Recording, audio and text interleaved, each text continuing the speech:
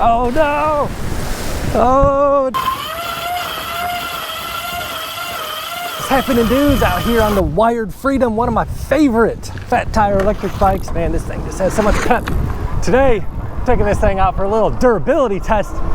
See how well it can hold up. Motor or controller short circuit fault.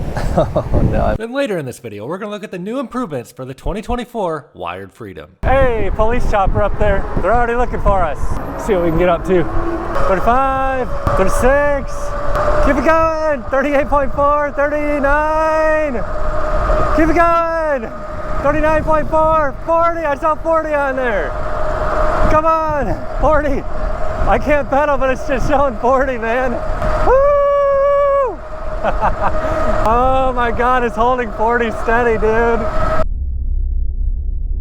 Welcome to GTA 5 in real life. I see some sirens up there. You know what happened? You said somebody got shot, you heard? Yeah, that's what I was told, yeah. All right, let's get out of here. Starting this torture test off at 6.6 miles, 30 minutes into this ride, 64.4 volts. Normally at the end of the parking lot, you take a left and turn off. We're gonna plow straight on through on the Wired Freedom. Oh yeah, 26-inch tall wheels, plowing right through the sand, giving about 2,400 watts power output right now. Oh my goodness. This thing is a freaking monster. Not even pedaling so far. Let's whip this thing around. We're gonna end up heading north, so we're gonna fight a headwind. So we're gonna do a little bit of down by the water here, as well as up in the loose pack sand. Go ahead and get up here in like the soft sand just a little bit here. So we can get a mixture of like soft sand and hard pack sand.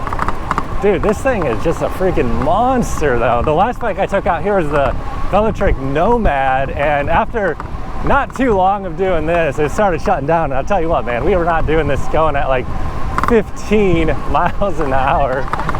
And dude, this thing is freaking stable too. These tall wheels, this is just ripping through this, dude.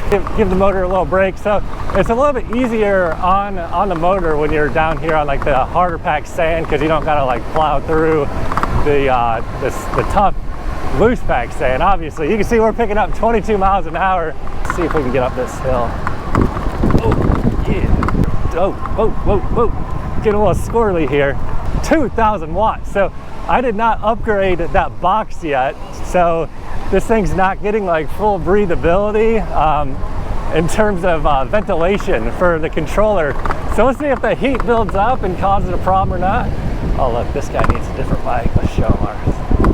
This is what you need right here, dude. Lifeguards are like, bro, let's go challenge this thing a little bit up here, going back in the soft pack sand, a little bit of a sideways through there. Work around the surfboard here. What's it showing there? 2,000 watts still, over 2,000 watts. So this thing is beast mode and beast mode. I am like thoroughly impressed with how well this bike has performed. I would have thought it'd be reducing power a little bit by now. Showing, what's that say? 2,000, 2,200 watts still. Hopefully, I'm gonna start pedaling just a little bit to help it here.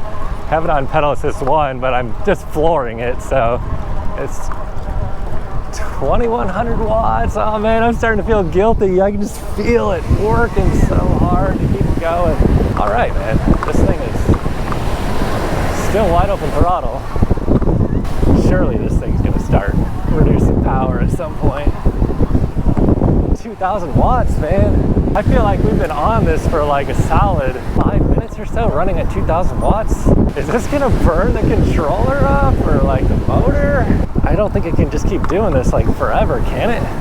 This part right here is like really tough because it's like soft sand and an angle. So it's just a little bit difficult to like keep the balance, and hopefully this water doesn't come up here and get us. Still doing like 2,100 watts, man. This is crazy, dude.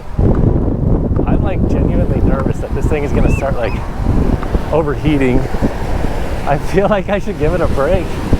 I don't want to destroy and ruin my favorite bike. Oh yeah, it turned off, it turned off.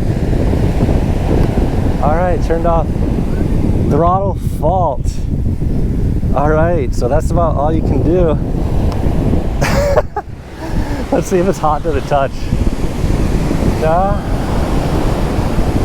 Motor feels, yes, motor feels a little bit warm. It's not like smoking hot, but it's warm. Still saying throttle fault. Oh no. Let's just turn it off and turn it back on. See what happens. Wired freedom. 61.2 volts. Throttle fault. Oh no, this is not good. We'll give it a few minutes here. It is 3:08. Okay, I turned it back on. It's like only been a minute. Let's see. Oh yeah, there we go. It's firing right back up. All right, full throttle. Yeah, it's doing it, man. 2,000 watts. I just really don't think that we should keep doing this though, because I'm probably gonna end up burning up the motor or the controller. If you guys want to grab one of these wired freedoms, and I'd highly recommend it. This is like one of the best bang for the buck fat tire electric bikes you can get. Now it is, you know, a class 4 electric bike. You know what I'm gonna do here? Oh yeah, it turned off again.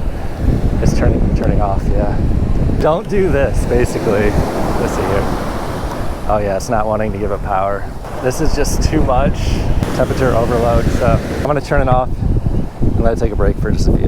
And that put us at 8.34 miles where we started from there, and that was absolutely ripping, full throttle, 2,000 watts. Oh no, now it's saying motor or controller short circuit fault. Oh no, I might have burned up a wire or something. Turn it off, turn it back on. Yeah, now it works. What the heck, man? I'm confused. I mean, if we keep it at like a more reasonable output of like 350 watts. So these motors and controllers are kind of rated more for like not 2,000 watts continuous.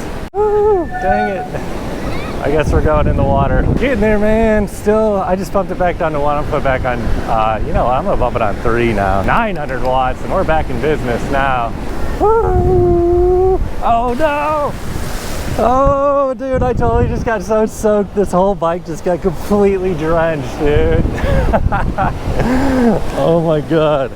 That was not the plan whatsoever, dude. All right, well, I guess now we'll see if this thing keeps working, and we're gonna have to slow it down. Oh man, that could about took me out.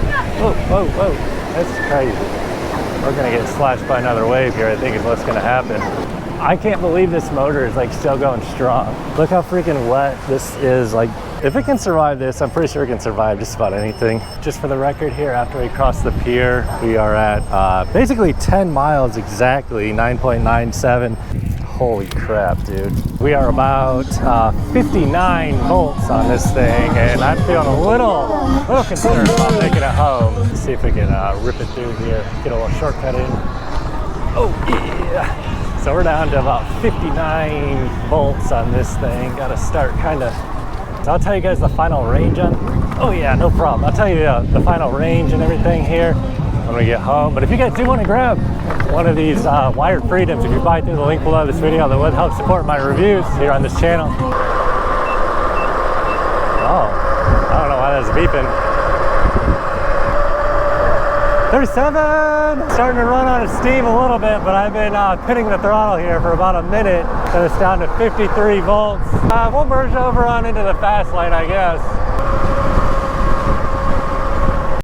So that ride was about 17 and a half miles, hour and a half, showing 2 bars, 53.5 volts under load. At rest, it's about, call it 57 volts actually. So is the wired freedom durable? I guess the answer is so far yes for durability test number 1. So as if this bike wasn't awesome enough as is, they actually made new improvements for the new 2024 model that will be going out with all orders placed now moving forward. And the best part about the whole thing is they have not even increased the price with all of these improvements. The most notable improvement on the new bike will be the 4-link rear suspension with an adjustable D&M air shock. I have rode this setup on other fat tire e-bikes and it's awesome. Way better than the one that comes on the bike you see in this video. Also, as a result of the 4-link rear suspension, it totally fixes the spacing issue that they had on the original wired freedom with the controller box. In addition to the rear suspension being upgraded, they also upgraded the front suspension to an RST guide fork. This one has progressive adjustment on the right shoulder, so we basically go from a super basic suspension to one that's actually pretty darn good. I've tried the RST fork and it's great. Additionally, we get better Kenda tires. There are metal fenders. Then they changed the gearing as well. So you get a 56 tooth chainring on the front. This will result in being able to pedal this bike at even higher speeds, which you're definitely gonna want because this bike goes fast. And then finally, they upgraded the motor winding. So maybe this bike will be able to handle even more power and be able to give that power for a longer period of time. I'm not sure on this, but we'll see soon because I will be getting this bike on the channel very soon. Last but not least, they do have a larger rear rack on the new model. And as mentioned, all orders placed now and moving forward, when you get a Wired Freedom, you will be getting the new model. So if you're on the fence about getting this bike, I'd highly recommend you place your order now because these bikes do sell out fast. And if you do buy one, please buy through the link below this video in the description box because that would help support my channel. And they also include a little freebie with your order. For $2,000, there really just isn't any other fat tire electric bike out there that can compete. I'd highly recommend this bike. However, if this is not the kind of bike you're looking for, watch this video next. Catch you over there.